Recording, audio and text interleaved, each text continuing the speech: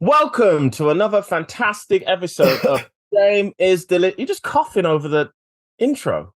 Sorry, I didn't mean to. It just, when the cough came, I tried to hide it and I couldn't. But sorry, go again. Welcome to another fantastic edition. Sorry. You suck. You suck. I'm so sorry. Shame is delicious. Welcome to another Zoom edition. Is that what we're calling it? Yeah, the Zoom years. This is the Zoom years Chronicle edition. Do you know what? Listen, you guys have been so patient with us, but I think this will be that's it Zoom wise, because my filming schedule has come to an end as of tomorrow, as the day of recording, and well, it depends on Darren and how much he continues skating on that ice. Yeah, I don't know. If I'm working out skill-wise, I think I've got maybe a week or another week, 2 weeks tops, I think. And then we will be back in the studio. Thank you to everybody who's voted for me so far. I really appreciate it.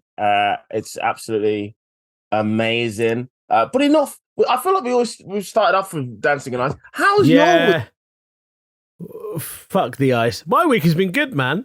I don't think I've had a chance to talk about this, but in the last couple of weeks, I've either been to or performed at some benefit gigs. Yeah. What benefits? What? Well, one was I went to perform at a benefit for Ukraine. Yeah, and that was where you were actually quite mean and horrible. Well, I was going to talk about this because yesterday I went to watch a benefit gig for the Children's Trust. Now, for those of you who don't know, benefit gigs are basically this. They get famous comedians on, and they put a comedy show on to raise money for a particular cause. And Jamie Hutchinson was one of the comedians, and hopefully we'll get him on. Look him up. He's a very funny guy from the I don't know him, but he looks like he needs a vitamin drip. He needs a lot of stuff. But basically, he didn't quite burn the gig to the ground. But one of the lines was, "You think there's a fundraiser for the Children's Trust? There's actually an expose of the Children's Trust and how they treat ginger children." Anyway, and I thought the reason I wanted to talk about this was because of what I did at the Ukraine gig, which, if you don't know, I basically went on stage and I said, Asian and black people don't care about Ukrainians, and proved it by asking how many Asian and black people there were, and there weren't any. Yeah. I'll tell you this, though. It always feels good as a comedian when you make a statement that is outlandish and provocative and causes trouble, and then you prove it with a audience, hands up, who's in, and the response is you're liking. Yeah. It's a great feeling. I knew it was going to go badly because I wore a blue shirt and a yellow jacket to be like in keeping with the colours of the Ukraine flag. Oh, you kiss ass. But look, my opening joke was, "Hi guys, in solidarity with the Ukrainian people, I've worn a blue and yellow for the flag and white trainers for the people." Oh. You're horrendous. I'll say this: you're a horrendous booking for any charity or benefit gig, because you can't just be nice about it. You've got to be a dick. And people think I should be ashamed of myself, but I'm not. No, you're not. You're one of those rare people who just has zero shame. Yeah, and I feel like with a benefit gig, because everyone is so earnest as well. Whoever attends, yeah. Whoever goes to these things, they're like, oh. I always feel like with benefit gigs, the audience have packed sandwiches. Which they get out in the interval. Yeah, I feel like it's a packed sandwiches type audience at benefit gigs where they're sitting there, you just hear foil unwrapping and you go, ugh. So then I thought to myself, do you know what would be a really good show? If you did a roast of charities. So basically, you pick some charities from a bucket, and then you just roast the charity. Would you be up for doing that? I'd do that. Oh, what is this? RSPCA. I heard you guys put the dogs down. What's this? Marie Curie cancer care? Sure. Breast cancer? Whatever. Yeah, sure. I mean, testicular cancer? Whoa, what, you got one ball now, mate? Oh, shame. Sorry, mate. The thing is, prostate cancer, you kinky bastard. Sorry, I don't mind. How did you find that out? But because I think we're comedians, we find it incredibly hilarious when people are earnest and we can take the piss out of a form. Yeah. whereas audiences think they judge us for who we are because they were able to laugh about this stuff. Well, yeah, there's nothing worse for a comic at a gig than you do a charity gig and you always want to know like who you're on with, because there's always going to be that speech where the head of the, whatever charity comes out and they play a video of the starving kids in Africa or the zebras that are being murdered. And then you have to follow that. You never want to follow that. There's only two ways to follow it. You either just come out, address what just went on and go at it, or you come out and just completely take the piss. Yeah, that's the only way to do it. There was this thing where some of the children, they painted stuff and each person performing got like a picture painted by one of the children from the Children's Trust. And one of the act's girlfriend showed me the picture. And I went, yeah, it looks like someone with a brain injury made that. Oh, that's funny. Jesus, are we raising money for you? This is a mess. Yeah, you see, that's the thing. There's a weird line, isn't it, with that, where you all like, because we don't really like the earnest stuff. We just want to take the piss. Yeah, of course we do. Even if like one time I did a gig and somebody came out and they had like a projector and did a PowerPoint of how to raise money, and I just ended up taking the piss out of the fact they were doing a PowerPoint presentation, and the crowd genuinely loved it. But as soon as the first joke hit, I went, "Oh, all right, they're okay," because you never know with those gigs. Because sometimes they can be a little bit up their arse, and also they're paying quite a lot of money. It's never that cheap. 25, 30 quid. Yeah. Hey, I did one to save the rhinos. I was like, I don't care about rhinos. I didn't give a shit about them. Sorry. Spearmint or actual rhinos? Actual rhinos. Although Spearmint Rhino could do with a donation or two. Yeah. Put me on that gig. Show us the video of who needs help. This is Estelle. This is Mercedes. Mercedes joined Spearmint Rhinos 15 years ago. I like how you just picked the most strippery name you could think. Mercedes. Oh, here's Porsche. Porsche's here, guys. Porsche's here, guys. If a girl had a name of a car, she was probably fun. it was always like Mercedes. Who's the most fun girl you dated? G-Wagon. Yeah, it was Alfa Romeo. I'll tell you one thing, dude. Fiat Punto. Whoa, that was a fun one. Damn. Speaking of which, is the day this comes out is Valentine's Day. Oh, yeah. Oh, God, that was such a sad response. What are you? Well, I don't even like that. What are you doing for Valentine's Day? I don't do anything for Valentine's Day. You don't? You're not going to get like roses and leading from like no, none of that. See, one of the I was stung by something I did many years ago on Valentine's Day. Oh God! For someone. What did you do? If we can somehow put some sad music over the top of this, it might be quite good. It was in the middle of my banking days. I used to work in Mayfair, so the nearest station was Bond Street. And there was this girl I'd been chatting to for a few months. And she worked in bank at another company. Oh, like the shop? What? No, you said she worked in bank. As in, you said it like the shop bank. Is there a shop called Bank? There was, back in the day.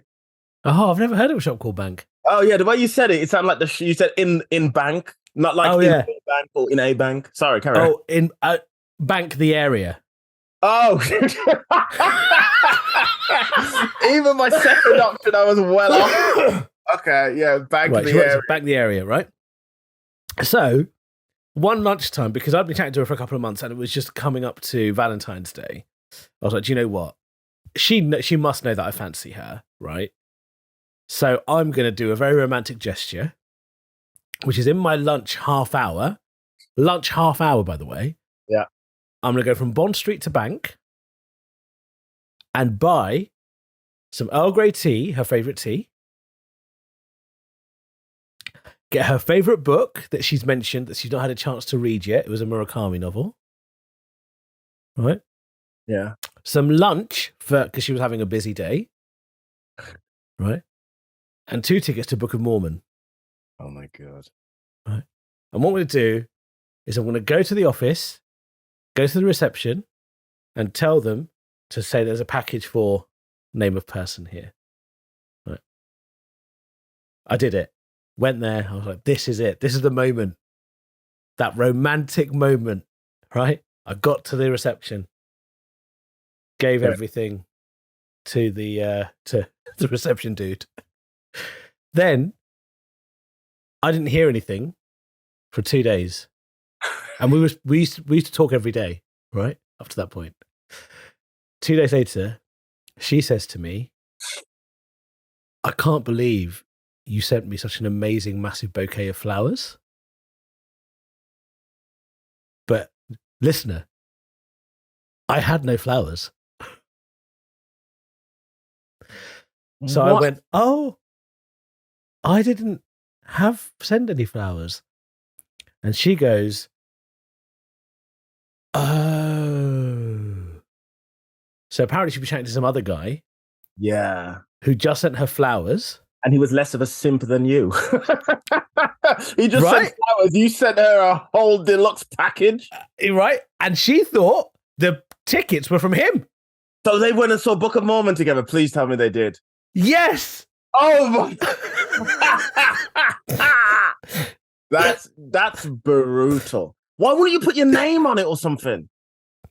Because I thought, hey, it's Secret Admirer Valentine's Day. He must have been like, yeah, I got you the lunch in the book. What was the book called again, babes? Yeah. So he must have sent flowers, and then he must have thought, wow, she got me Book of Mormon tickets. Oh my gosh. But surely they must have had a conversation to be like, thanks so much for the ticket. Thanks so much for the tickets, the lunch and everything. How much are the tickets? £35 each. Oh my gosh. And she went there and you didn't hear from her for 2. But also, hold on a second. If you had sent her flowers on Valentine's, wouldn't you message you to say thank you and not wait 2 days? Well, that's what you'd think. But yeah, because she just obviously went to the Book of Mormon. Yeah. At the time. What a piece of shit. They must have not talked about the flowers on the date.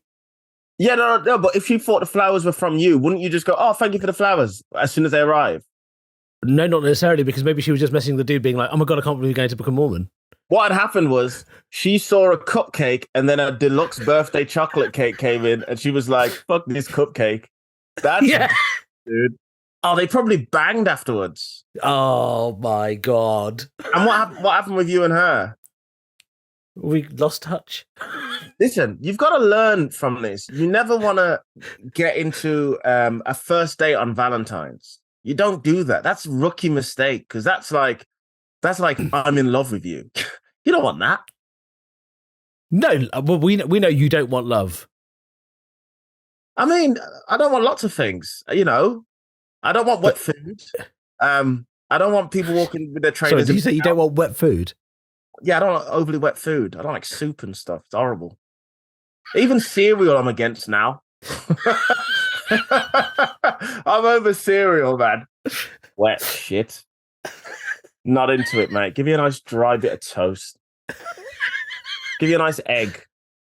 Do you know what? If you ever have a family, it will be so sad for your children.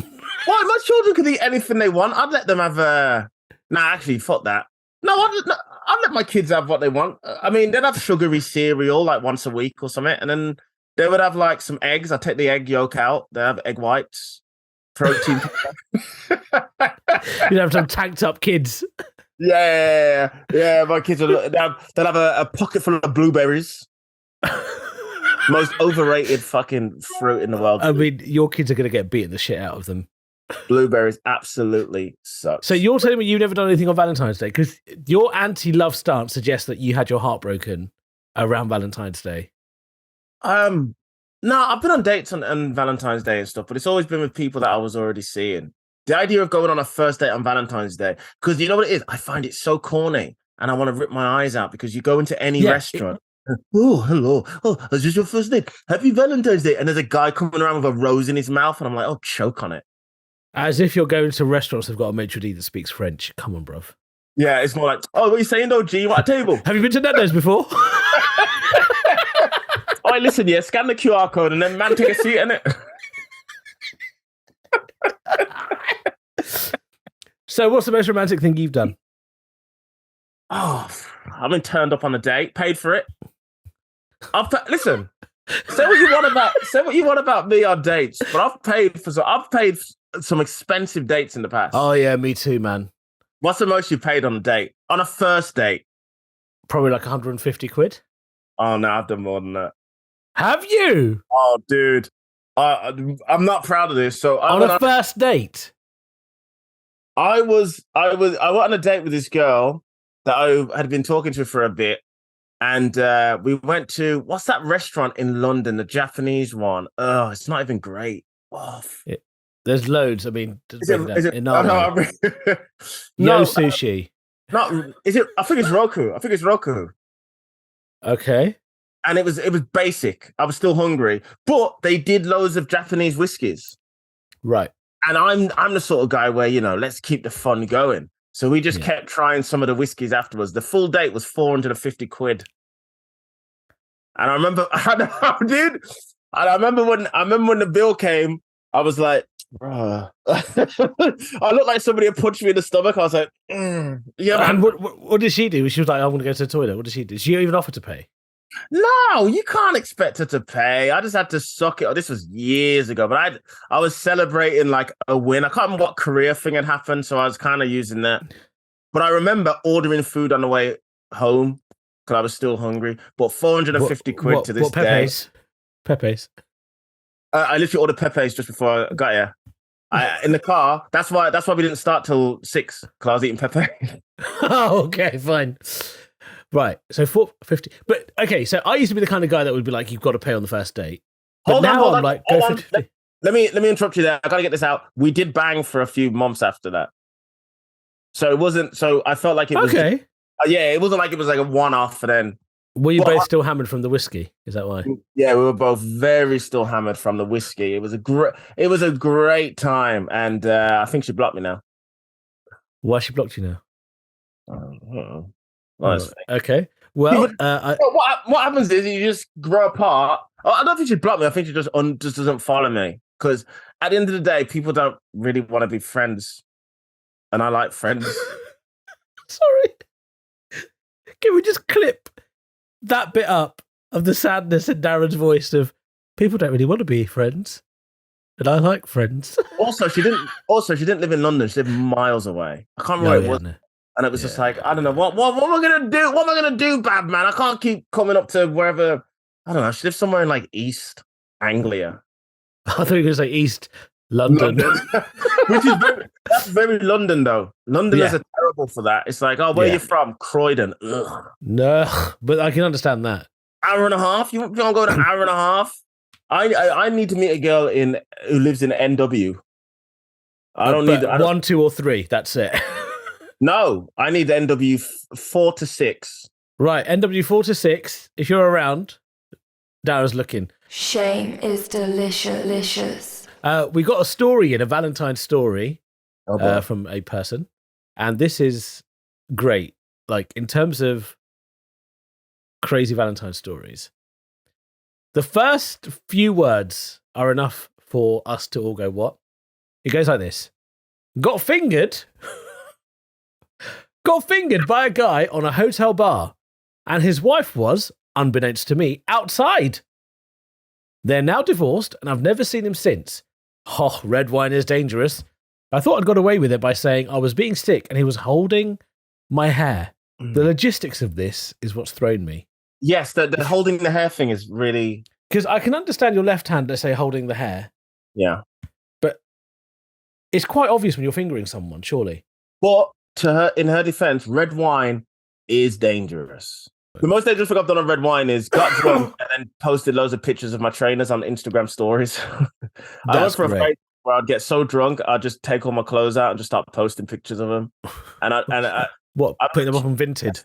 Kiri would message me and go, "Are you okay?" I'd be like, "I'm just drunk."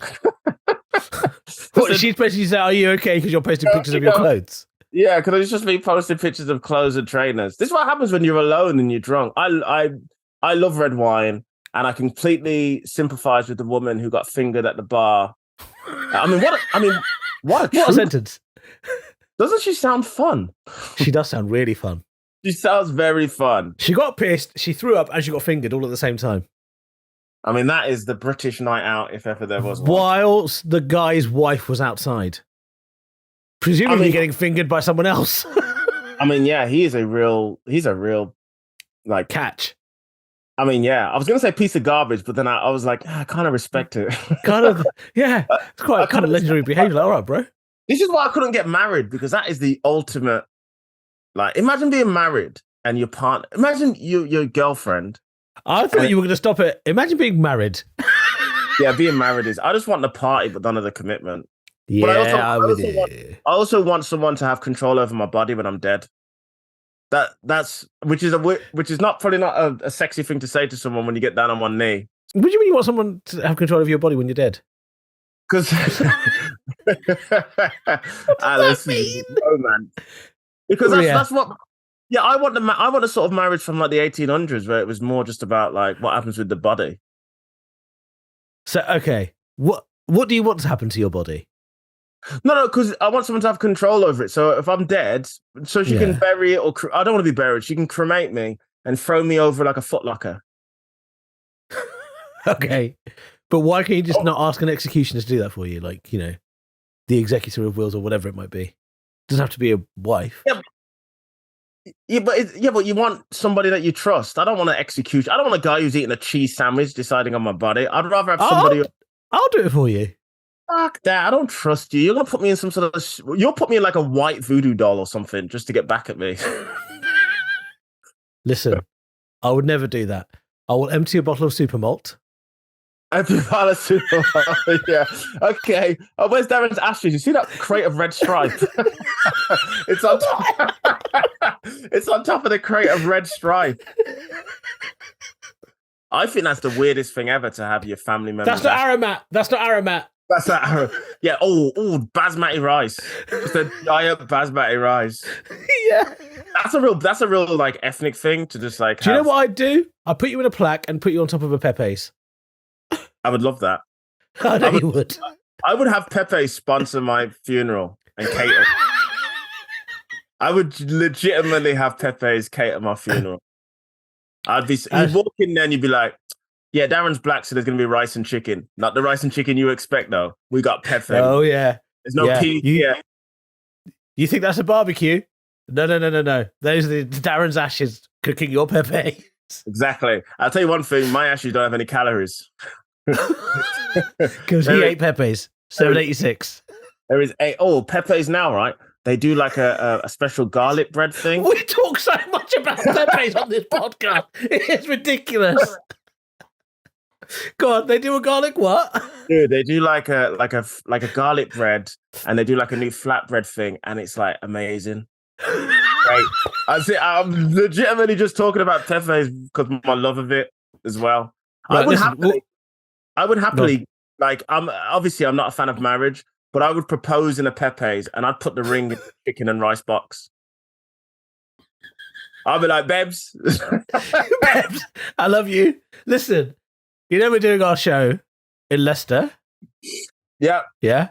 I know where the Pepe's is. Ooh. We should definitely film us going to Pepe's before our Leicester show. Yeah, I would love that. I bet you Leicester Pepe's as well is probably on point because Leicester is top notch. We are going to be at the Leicester Comedy Festival doing Shame is Delicious, but before that we're going to go to Pepe's and you can come and join us. Leicester Comedy Festival on the 16th of February. At Manhattan 34. Please buy tickets. Well, it's free to come, so you reserve tickets, but it's better for you to reserve those tickets so you can see us talk about Pepe's in real life. Exactly. That's the main thing.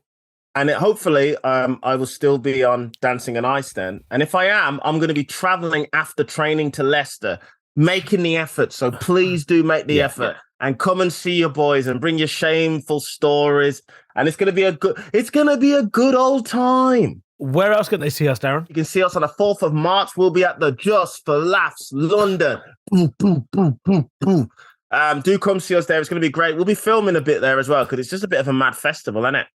Yeah, I don't think people realise. So Just for Laughs is like one of the biggest comedy festivals in the world, based in Montreal, and it's been a real access point for some of the biggest comedians you've ever seen, particularly in North America. They've all gone through Just for Laughs, and Just for Laughs are bringing it over to London, and they're giving us the privilege of doing our podcast, at the JFL London, which is their first time here. So it's a pretty big deal, and it's an amazing opportunity. So it'd be amazing for you guys, if you're in London, to come and support us at JFL London. Also, Ryan Reynolds is going to be there doing a speech. He's going to be there. And we are trying to get him on the podcast. We can't promise it just yet, but we will be calling his people. Yeah, we've promised, some Wrexham. He can promote Wrexham AFC to everyone.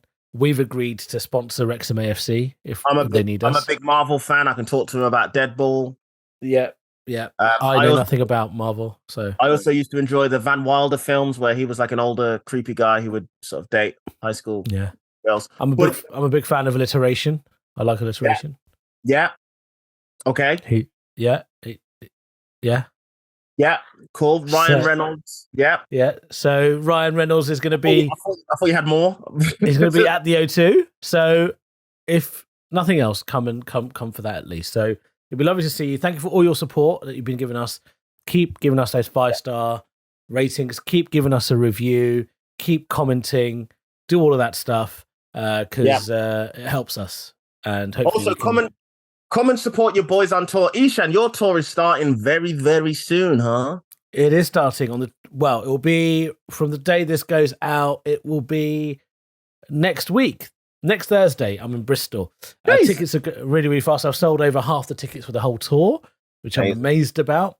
And there are a few tickets left. So go to eshaanakbar.com/tour to see me live. I start my tour Roadman in September. There will be Edinburgh Road.